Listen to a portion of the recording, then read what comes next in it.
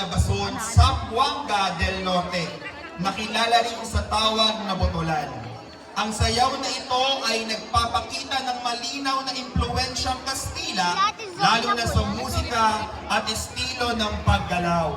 Ang ritmong habanera ay may banayad at maindayog na kumpas na nagbibigay diin sa elegante, kontrolado at formal na galaw ng mga mananayaw.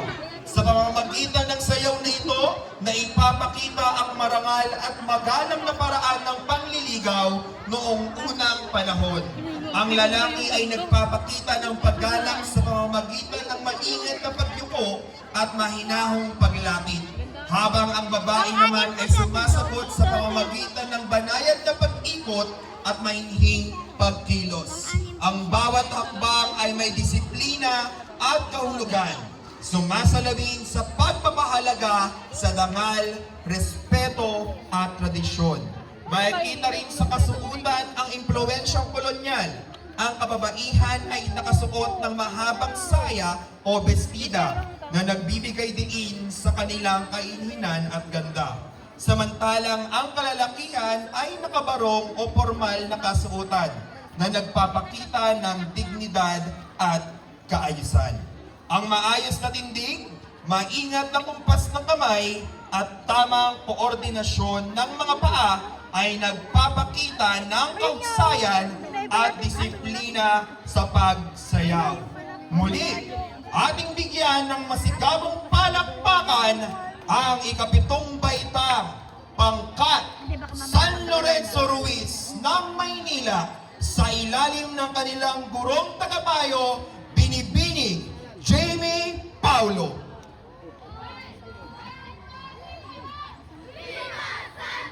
Ay, wow! Hindi mo na video. Pala.